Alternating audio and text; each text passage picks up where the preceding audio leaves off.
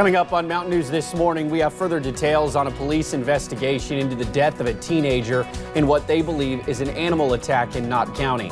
And in the light of that attack, experts are warning how to defend yourself and if you find yourself in danger. And voters could have a question on their ballots asking if they want to limit when a governor can pardon someone. Dedicated to Eastern and Southern Kentucky, this is WYMT Mountain News This Morning. Good morning. It is 5:34 on Thursday, February the 20th. I'm Will Puckett. Thank you for tuning in to Mountain News this morning. Madison has this morning off, so it's just Brandon and I. Let's bring in the big guy and get an idea of what to expect as you're heading out the door to head to work or to take your kids to the bus stop or school. Brandon? Good morning, and I do think it's just a little bit on the chilly side this morning, cloudy side, and maybe just a few snowflakes flying. I just put out a call on Facebook, actually. I'm not sure everything we're seeing on line pinpoint Doppler radar is reaching the ground yet because it's pretty widespread. I'm actually getting ready to step out the door here in a few minutes in Hazard and see if we got it, because it looks like we're covered up. But again, I don't think it's all reaching the ground right now. Down toward Claiborne and Campbell counties, that probably is reaching the ground as a cold rain right now because they're a little bit warmer down that way. UVA-wise, taking a look there, not a whole lot of action just yet in Southwest Virginia. We take a look at temperatures, still almost 40 degrees in Jacksboro this morning, 36 Middlesboro, Williamsburg, London, Somerset, 34 Harlan and Hazard, so that's pretty on the borderline there, 32 Logan, Pikeville, Wise, and in Moorhead this morning, 33 in Prestonsburg. We're heading for 37 if you're lucky today. Temperatures will be warmer in those northern counties there where they're not going to see as much of the cloud cover and possibilities for moisture, but for those southern counties, may not get too far above freezing. We'll talk more about that coming up here in just a little bit. Will? All righty, Brandon, thank you. Well, the investigation into what killed a 13-year-old Knott County boy continues. Kentucky State Police confirmed that a 13-year-old boy who was staying at a family member's house was killed Tuesday night in some sort of attack. While officials are not able to confirm yet what the animal is, they say the investigation is moving forward. Still, there are questions as to what type of animal it may have been, with information kind of floating out there, from coyotes to a pack of wild dogs. So that still, will be part of the investigation that as it goes on. Kentucky State Police are still trying to figure out what happened. They are also warning people to be aware of their surroundings. Nick Oliver shows us what knowledge could protect you in a similar situation. There are still many questions about how a 13-year-old boy in the Emelina community of Knott County died late Tuesday night from an animal attack. One question as to what kind of animal and what's next for this small community.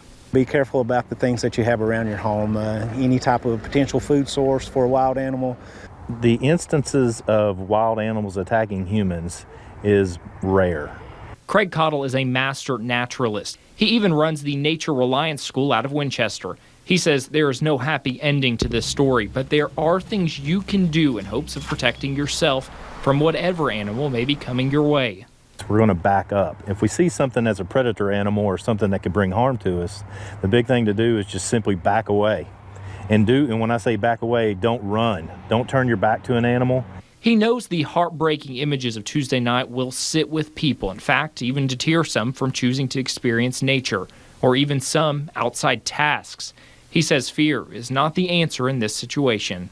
We live in a beautiful part of the world where things are safe, and it's not worthy of concern, over concern of wild animals attacking humans.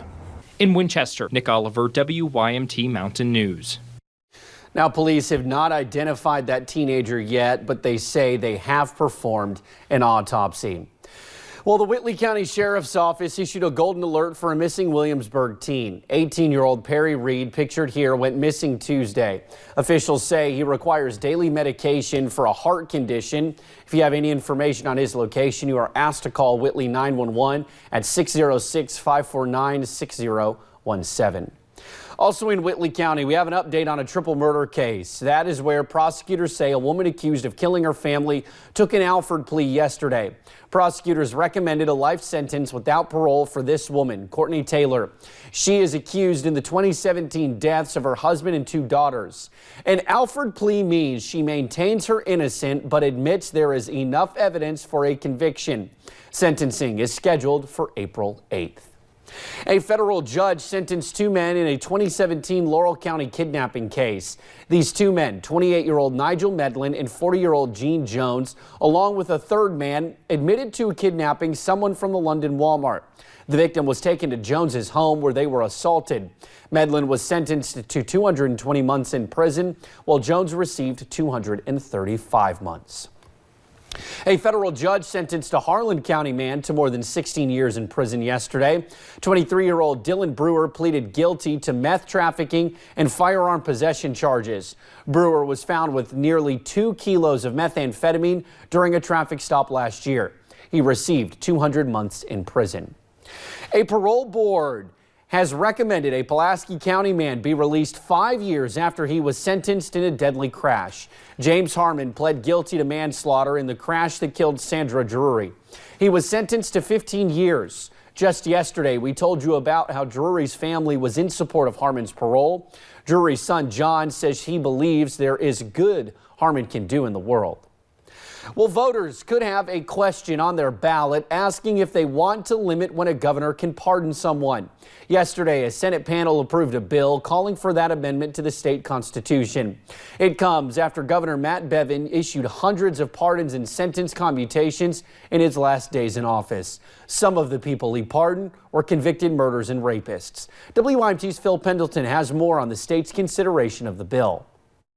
Predator destroying lives out there. Chloe Randall came to Frankfort in hopes of changing Kentucky law. This is something that means a lot to me, as I was raped at the age of 12. Her predator remains in prison, but she wanted her very private story to be made public because of the numerous others set free by recent pardons. I was finally able to be a kid again, knowing that he was locked away. But others were set free in December when Matt Bevin pardoned them and others as his last acts as governor. The scariest thing is not what happened in December, but what could have been much, much worse. For we invest in one person the power to let anyone out of jail. Senator McDaniel's bill would not allow a governor to pardon within a window of time leading up to an election and inauguration day. It would be subject to voters since it would change the Constitution. But the citizens of Kentucky need to know that if one person is going to short circuit the entire judicial process, there is recourse, and that recourse occurs at the ballot box. I'm going to vote aye as well. The Senate committee passed it unanimously, but some had concerns of the bill's impact on capital punishment cases. Those execution dates could fall within this window, and that would deprive a person who is condemned to death of any opportunity for a last-ditch effort for relief. The bill now goes to the full Senate. In Frankfort, Phil Pendleton, WYMT Mountain News. Now, Senator Morgan McGarvey voted for the bill in committee, but he did say he is concerned about taking action like this just because one governor in 200 years issued such controversial pardons. Now, also advancing in Frankfort, a bill to limit out-of-pocket costs for insulin. The bill cleared the House and now heads to the Senate. The proposal would limit out-of-pocket costs at $100 per prescription for a 30-day insulin supply for people with commercial health insurance plans. The bill's supporters say in the past 14 years, the price of insulin has jumped by more than 550%. A Senate panel also voted to advance a new version of Marsy's Law. The bill is another constitutional amendment to require victims of crime to be notified throughout the judicial process. The controversial bill passed the General Assembly and was signed into law 2 years ago, but it was overturned by a Supreme Court decision because of the way the voter question was worded. Once again, the committee heard from some of the same crime victims who spoke out in favor of the bill, but some say its passage could have unintended consequences.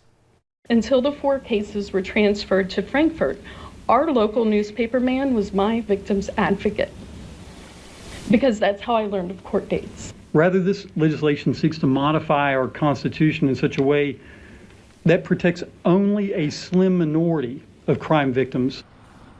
The bill includes a provision that would also require crime victim families to be notified in the event of a pardon being issued. It now goes to the full Senate. It's 5:43. Later on Mountain News this morning, we go to Corbin, where people gather to cheer on a Whitley County native competing in this season of Survivor. The forecast today, not so nice, but tomorrow on the weekend looks amazing. I'll have it for you in about 3 minutes.